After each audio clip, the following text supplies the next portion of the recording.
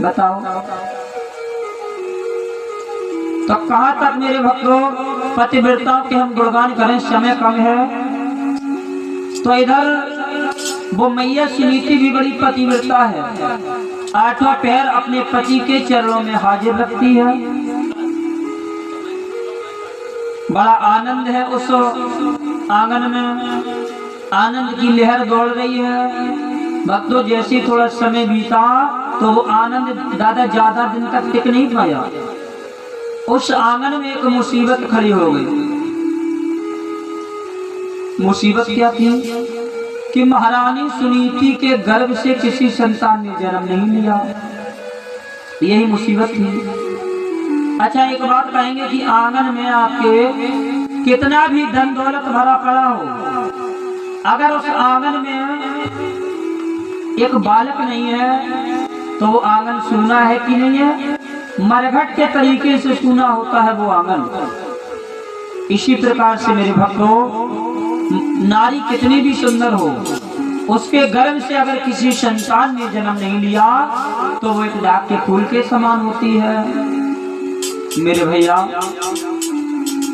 महाराज उत्तानपाद से महारानी सुनीति ने, जो कंपिला देश की रहने वाली थी, कहा कि कंपिला देश, कंपिला देश की महारानी सुनीति ने हाथ जोड़े और महाराज उत्तानपाद से एक बात कही, कहा कि महाराज ऐसा करो आप दूसरा विवाह कर लो। देखो दूसरी रानी घर में आएगी तो संतान भी होगी, वंश भी चल जाएगा, कोई हंसी भी बंद हो जाएगी, है ना? तो जो ही महाराज उत्तानपाद ने ये सुना कि विवाह दूसरे का वचन और सुन न सके नरपाल, तो शोक मोहि संकोच से कहा हृदय का हाल। कहा कि रानी ये तुम क्या कह रही हो? अरे जब इस आंगन में दूसरी रानी आएगी तो हे सुनीति तुम्हारी ख्वारी हो जाएगी। ऐसा करो आज तुमने ये बात कह दी, अब मत कहना। सोई महारानी सुनीति ने फिर से भक्तों पैर पकड़ लिए। वो मैया कहने लगी नहीं नहीं, अगर आप हमको कुछ मानते हो तो आपको विवाह करना पड़ेगा। यहाँ तक मेरे भैया आज अपनी कसम खिला दी है, पूर्वजों की भी कसम को खिला दिया, यानी मनु शत्रुपा की कसम तक को खिला दिया। तो महाराज उत्तानपाद ने देखा कि इसने तो हमारे पूर्वजों की भी कसम खिला दी। तो मेरे भैया पहले बहुत देखो समझाया लेकिन नहीं मानी। समझाया महाराज उत्तानपाद ने रानी कि आप कह रहे हो कि इस आंगन में दूसरी रानी आ जाएगी, है तुम ये नहीं जानती वो तुम्हें सौत की प्रकार से देखेगी। जब सौत आ जाएगी तो सौत मौत से बुरी होती है, सौत चून की भी लला बुरी होती है कि नहीं होती है? कि है मौत बुरी लेकिन अच्छी जो एक ही बार तो आती है, और सौत मौत से बहुत बुरी वो छाती दिन रात जलाती है। मेरे भैया पर रानी ने एक भी बात नहीं मानी। अंत में जब मजबूर कर दिया राजा को तो प्रमाण दादा कुछ ऐसा मिलता है कि महाराज उत्तानपाद ने जाकर के आज मच्छ देश की कन्या सुरुचि से विवाह किया। किससे? मच्छ देश की कन्या सुरुचि से भक्तों विवाह किया। और जब विवाह करने के पश्चात में समय का अभाव है तो संक्षेप में कथा को श्रवण करेंगे। जब सुरुचि को अपने राजधानी में लाए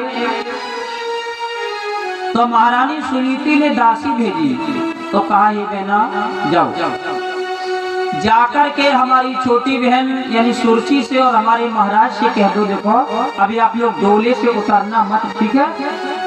हम आ रही हूँ आरती की थाल लेकर के, पहले आरती करूंगी, इसके उपरांत में बड़े सम्मान के साथ महलों में लाऊंगी।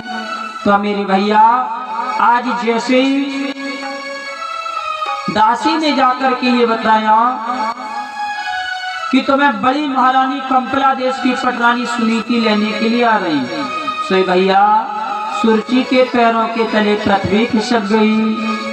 उसको ये मालूम पड़ा कि हमें एक ही साथ हजारों सर्पों ने, हजारों बिच्छुओं ने डंक मार दिए हो।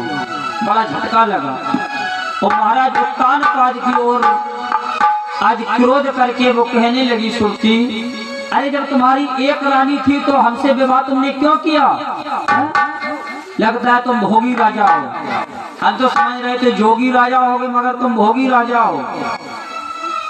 कि जब एक तुम्हारी रानी थी तो मुझे व्यर्थ क्यों लाए हो? ओ इन भोगों के लिए अरे राजन ओ क्या भाड़ झोंकने लाए हो? अब एक काम करो, ऐसे ये सर जो हला रहे हो, जो घुंघू से हमको देख रहे हो, इससे काम नहीं चलेगा। अब इतना ही एहसान करो, डोले को वापस करवा दो और तुम इसके साथ बिहार करो, मुझको पीहर में पहुंचा दो। हाय मेरे भैया, जब ये झगड़ा देखा महारानी सुनीति ने तो दौड़कर के सुरची के पैर पकड़ लिए और कहा कि हे सुरची, हे बहना, आप ये क्या कर रही हो? हमारे देवता समान पति से इस प्रकार से वार्तालाप कर रही हो? अरे पति परमेश्वर के समान होता है कि नहीं होता? जल्दी बोलो नीरज भैया। तो जब पति परमेश्वर के समान होता है तो ये पति है। अरे इनकी आरती उतारो, इनके पैर छुओ, घर चलो जल्दी। देखो पति से झगड़ा नहीं किया जाता है। मेरे भैया बहुत महारानी सुनीति समझा रही, सुरची को एक भी बात समझ में नहीं आ रही है। और सुरची खुले शब्दों में महाराज उत्तानपाद से कहने लगी, कहा राजन अगर आप हमें इस आंगन में देखना चाहते हो तो बड़ी रानी को यहाँ से विदा करो। कहाँ विदा करें? बोले कि इसको घर से निकाल दो, जंगल में जाकर के, खेतों में जाकर के झोपड़ी का इसको इंतजाम करा दो, वो झोपड़ी में जाए, अपने समय को व्यतीत करे। मेरे भैया देखते ही देखते सारा खेल बदल गया दादा। इसे कहते हैं समय। महाराज उत्तानपाद को सुरची की बात माननी पड़ी और महारानी सुनीति को घर से निकालना पड़ा। महारानी सुनीति ने बहुत कहा कि बहन हम तुम्हारे पैर को दबाऊंगी, हम तुम्हारे बच्चों को खिलाऊंगी, हम तुम्हें भोजन बैठ कर के कराऊंगी, है ना, हमें दासी के भांति अपने आंगन में बना रहने दो। लेकिन वो कहने लगी सुरची, कहा राजन अगर ये सौंप रहेगी हमारे सामने तो हम नहीं इस आंगन में रहेंगे। मेरे भैया सारा हिसाब किताब बदल गया। इसे कहते हैं समय दादा। लोग कहते हैं कि इंसान बलवान होता है, लेकिन हम इस व्यासपीठ से ये दावा करेंगे कि इंसान बलवान नहीं होता है। कौन बलवान होता है? समय। मेरे भैया मैंने समय के अनुसार न जाने कितने रोडपति को करोड़पति बनते देखा और न जाने कितने करोड़पतियों को रोडपति बनते देखा है। लोग अहंकार कर रहे हैं कि हमारे पास इतने मकान हैं, इतनी गाड़ियां हैं, इतनी खेती है, हम सुंदर हैं, ये है वो है। लेकिन ध्यान रखना, जब आपका समय खराब आ जाएगा, जब परमात्मा की आपसे छत्र छाया हट जाएगी तो सुंदर को तुरंत बंदर भी बनाया दिया जाता है। कह रहे सुंदर है फिर बनो बंदर। तो परमात्मा को नहीं भूलना चाहिए। समय के अनुसार और स्थिति के अनुसार परमात्मा का ध्यान करना चाहिए, है धर्म के कार्य करना चाहिए। परमात्मा ये नहीं कहता कि हमारे पीछे तुम घर को छोड़ दो, द्वार को छोड़ दो, जाओ सन्यासी बन जाओ, महात्मा बन जाओ। नहीं, सबसे बड़ा जीवन अगर कोई है तो वो गृहस्थ जीवन है। भगवान कहते हैं गृहस्थ जीवन में रहो, है बीवी बच्चों से प्रेम करो, अपने घर को चलाओ। लेकिन हम